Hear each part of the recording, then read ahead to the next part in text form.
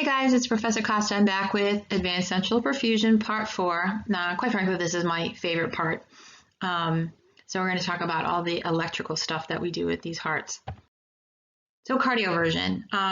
People get confused the difference between cardioversion and defibrillation. Cardioversion we do on living people, and defibrillation we do on dead people. So defibrillation starts with a D and dead starts with D. So something to keep in mind. So cardioversion is we're going to try and correct an irregular rhythm.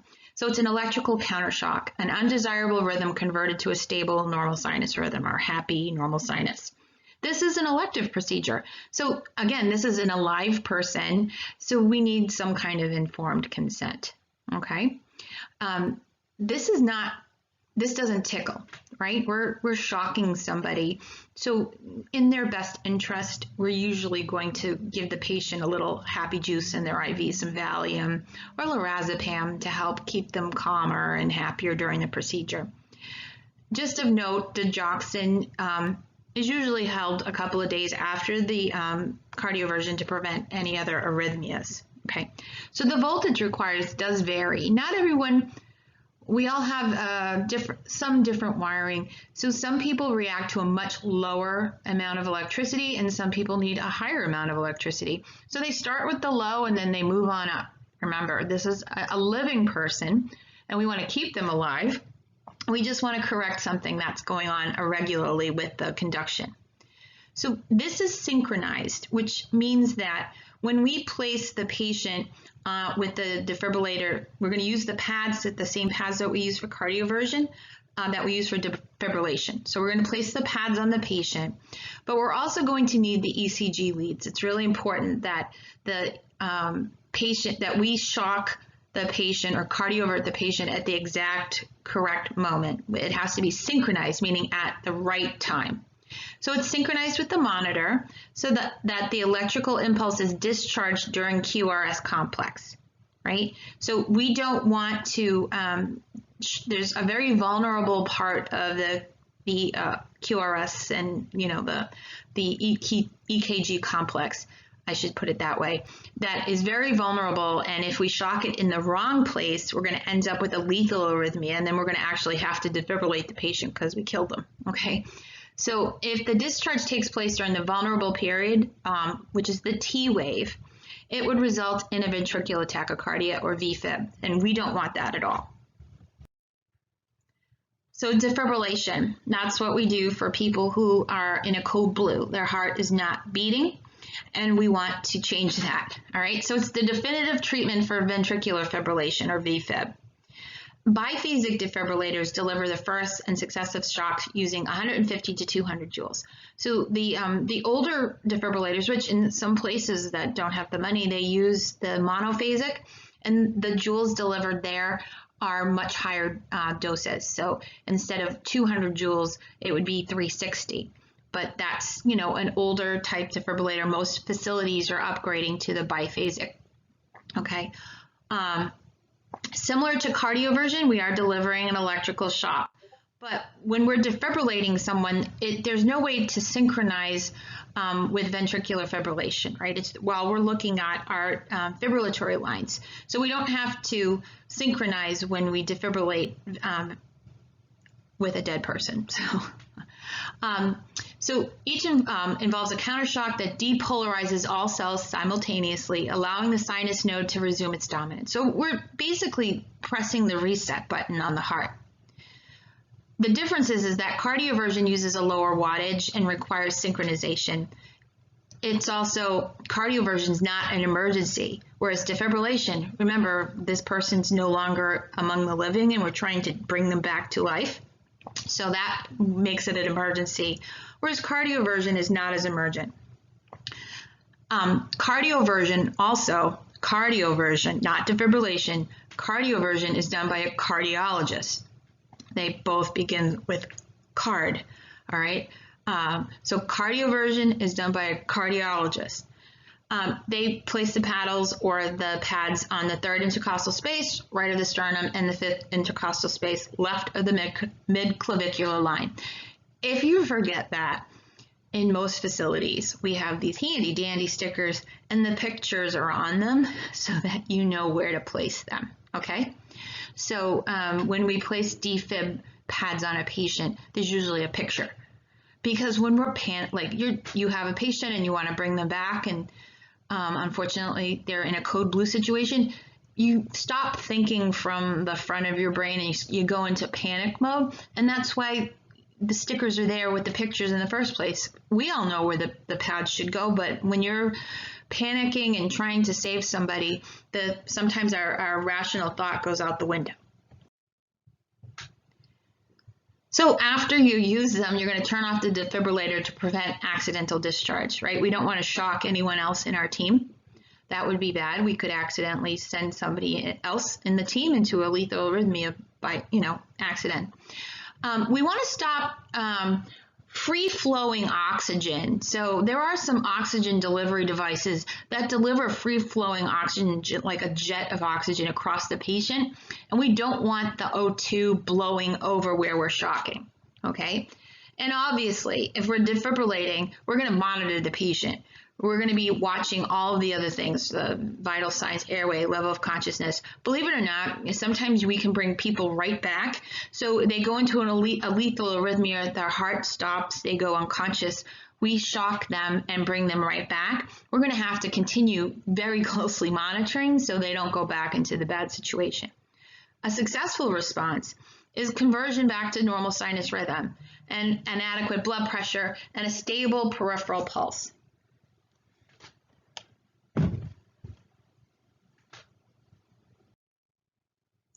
So you may have seen these, they're all over the place now at AED, automatic external defibrillator. And all of you have your healthcare provider BLS, so you've been tested on how to use one. We're going to go more over the use of these in our adult code class, but just so you're aware that we do use these for defibrillating patients in the field. So AEDs are defibrillators that have rhythm detection capability. They have little computers in them, and the ability to advise the operator to deliver a shock using hands-free defibrillator pads, right? And the AED use is incorporated in both BLS and ACLS courses for healthcare providers. So you all know that the first thing you do with an AED when you pull one out is you turn it on, and then you listen to its instructions. It's a little computer. It's going to tell you what to do. So a pacemaker. So a pacemaker is a pulse generator used to provide an electrical stimulus to the heart when the heart fails to generate, right? So sometimes people's hearts don't behave the way they're supposed to, and there's electrical conduction issues. And instead of keeping the patient plugged into a defibrillator 24/7 or a cardioverter 24/7, we insert the electrical machine directly into the patient, or we apply it onto their skin. But we don't want to keep the patient hooked up to a machine they don't need to be. So we have the ability to insert these into patients, and then they can leave the hospital and live the rest of their life, okay? So they're used to treat both acute and chronic conditions, third-degree heart block, Brady's, and tachyarrhythmias. So they can either be temporary, where we can actually put in a central line and then thread a wire through the line into the right ventricle, and then a little external machine delivers the impulse through the line. Or we can do it permanently, which is an internal pulse generator placed in a subcutaneous pocket in the subclavian space or abdominal wall. And when you've taken care of those patients, you can actually palpate the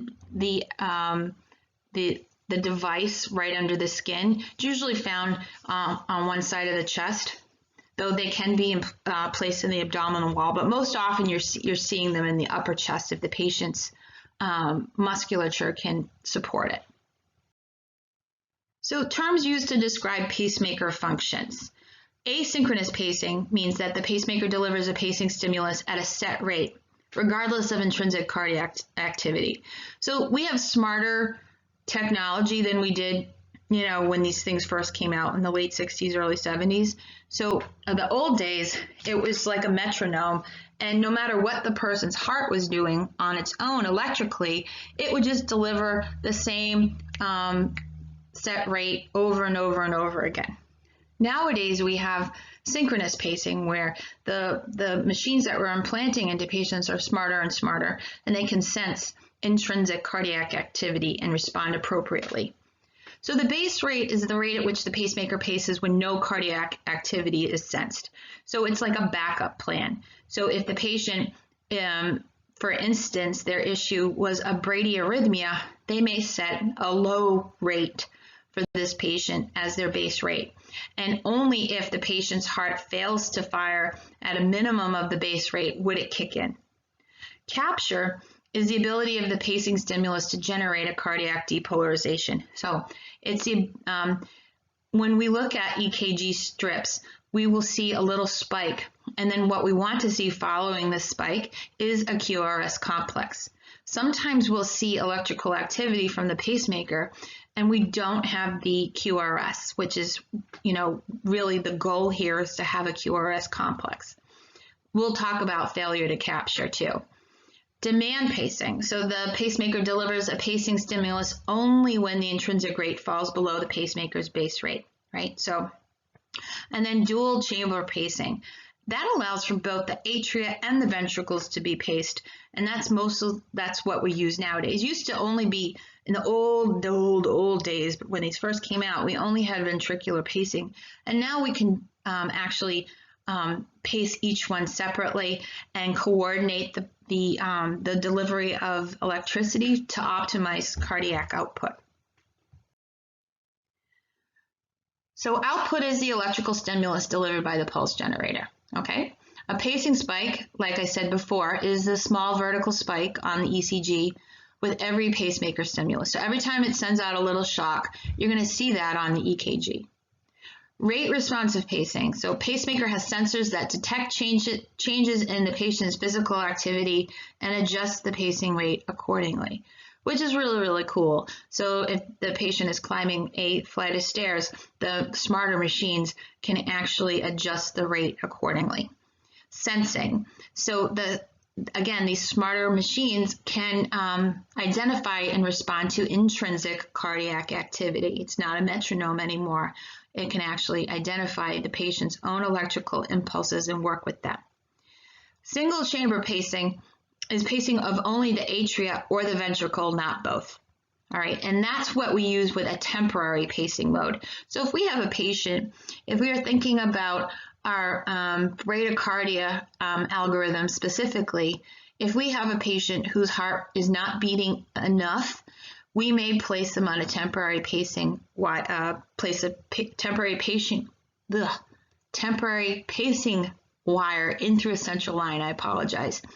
And what we can do is we'll generate an impulse to the ventricle specifically, and we're hoping for a QRS complex.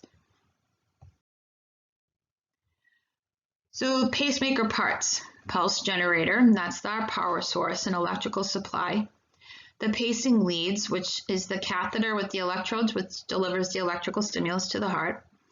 Whether or not it's temporary or permanent, right? So is it on the outside of the body or is it on the inside of the body? Is it synchronous, meaning demand, which only kicks in if needed, all right? And all permanent pacemakers now are made that way. Or is it a fixed pacemaker, asynchronous? Fires at a predetermined rate regardless of the intrinsic heart rate. This can be usually on a temporary pacemaker. So temporary ones are used for patients who have hopefully a temporary situation. So if you have someone who's bradycardic, maybe became syncopal, and we're not sure of the cause, a lot of times it is used for bradycardia, but we can use it for tachycardia, and it kind of overwrites the heart's ability to go into that tachyarrhythmia. Sometimes we need it for MI or a heart block. Okay, so the transvenous, that's the one that's through the a central line.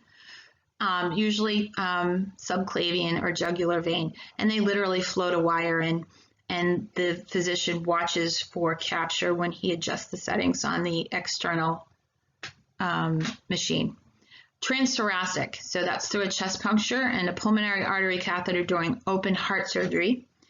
We have non-invasive transcutaneous, so this is similar to cardioversion or defibrillation, where we stick the pads on the patient on the front and the back, and then we literally send an electrical signal through the skin into the heart. So obviously that's uncomfortable and is very temporary. We're not going to keep that on the patient for very long. With all of the above, though, the pulse generator, the machine that is delivering the electrical impulse, is outside of the body. All right, and then we have permanent pacemakers.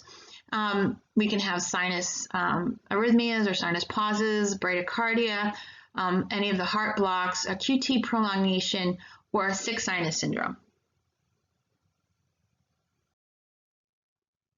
So some complications, unfortunately, we're dealing with an electrical system with wires, and you can have lead dislodgement, where the wire can actually just move to the wrong place, and then you're not able to deliver the impulse where you want it. It can also puncture other areas close by. We've introduced a foreign body, so we can have infection. So we can have systemic infection, or we can have a localized infection, pericarditis. Like I said, we can have lead dislodgement or wire dislodgement, and that can poke a hole where we don't want holes, and it can cause a pneumothorax, hemothorax, or air embolism. Or we can actually poke a hole through the heart, retro, venous thrombosis or superior vena cava syndrome, or dysrhythmias. Anytime I tell my clinical students in clinical that when we poke at the heart, it gets angry.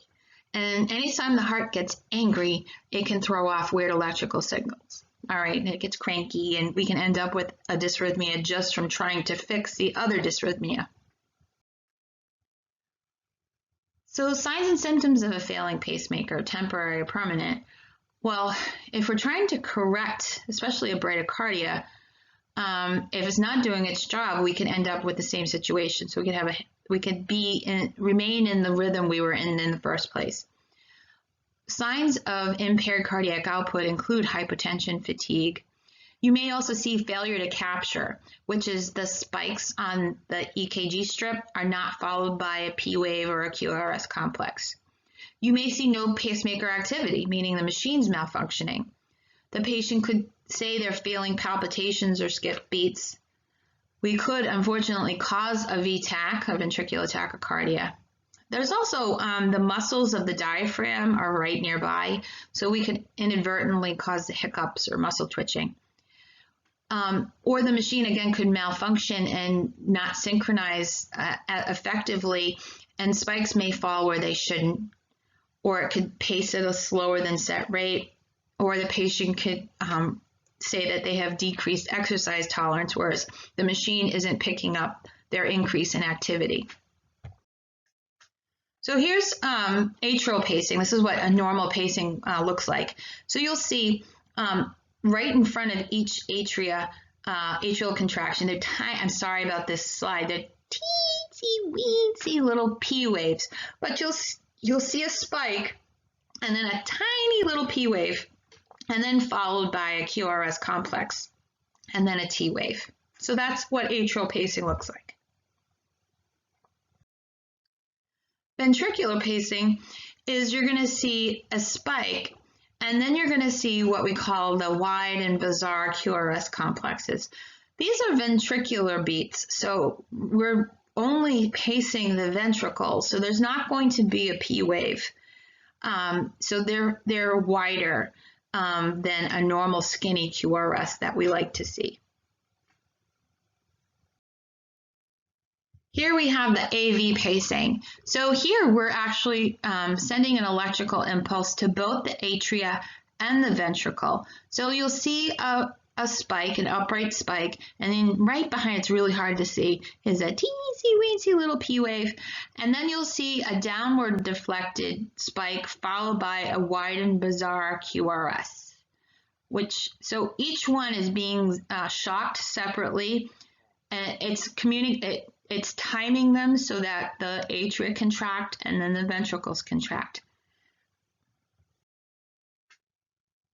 So we also have cardiac resynchronization therapy, or CRT, which is biventricular pacing. So this is for people with severe heart failure who are symptomatic despite regular medical therapy, and if they have a really wide QRS and a low ejection fraction. So that's where the machine is implanted, and it fires it fires the atrium and ventricles in a way to optimize cardiac output. And we can also add an ICD for a kicker, so that we can also implant a defibrillator with the device at the same time. So here's what it would look like. You'll see that there's wires going in multiple places, and that's because we want to optimize delivery. We want the squeeze to happen when we want it to. This heart is dilated and floppy, and it doesn't do its job very well, and it's not firing well. And what we would do is we would tell each one when to contract. So what's an ICD? ICD therapy consists of pacing, cardioversion, and defibrillation therapies to treat brady and tachyarrhythmias. So an external programmer is used to monitor and assess the device parameters and therapies for each patient. So we can basically wire you for sound. So we can connect you to a computer and then really maximize the delivery of electricity to your heart. So now we have really small, they used to be huge. They used to be the size, not that anyone should smoke, but they used to be the size of a pack of cigarettes. They were big. Now they're much smaller. So the pectoral site is the first-line therapy for our VTAC, VFib patients. It's also great for treatment of atrial arrhythmias. So it's local anesthesia. Sometimes it's done with a single incision and conscious sedation, meaning you're in twilight, but you're still able to follow commands and stay, protect your airway. Sometimes people need a short hospital stay, especially if they need to be cardiac monitored, if they're having a lot of active P, which is that extra electrical activity. We poked at the heart a little bit and got cranky. So we may need to keep you in the hospital for a short stay just to watch you. There's less than a 1% risk of perioperative mortality. We do have the programmable therapy options, though. There's a lot. These machines are getting smarter and smarter, and they can do more and more. Okay, we can do the single or dual chamber therapy. Battery life is up to 9 years now, which is really, really cool. And worldwide, there's more than 100,000 implants per year. So our dual chamber ICDs, again, when you look at the ECG strip, you're going to see a spike before the P wave and then before the QRS. They also have bradycardia sensing and bradycardia pacing. So super smart machines. A cardiologist is going to decide which machine the patient is going to use, and then we're going to manage the patient afterwards, just understanding that we're going to watch for signs of CHF. We're going to, if they're inpatient, we're going to continue cardiac monitoring, and they're going to need a lot of teaching about this. It's not the same as the machines of old, like your grandpa in the 70s that couldn't be around a microwave. Those days are over. These machines are very, very smart, and there are even apps that people can install on their smartphones for these. So an AICD is an automatic internal cardioverter defibrillator. Again, it's an implanted device. And this is for people that have a history of a shockable rhythm. And there are only 2 shockable rhythms, VTAC and VFib. And if they're taking medications and it's just not doing the job, then they'll implant one of these. The lead and sensing wire monitors your cardiac rhythm, and it's got a little smart machine in it, kind of like an AED, that recognizes VFib and VTAC and is actually able to defibrillate internally. So it delivers an electrical shock to reestablish hopefully normal sinus rhythm. And it delivers us, because it's directly in the chest wall, it only has to deliver between 25 and 30 joules, and it lasts between 10 and 35 seconds. Patient may shock them up to 4 times. People feel this, all right? It's kind of freaky when you see it in vivo in a live person. Okay, people feel it. And if their defibrillator is going off, that means they were in a lethal dysrhythmia.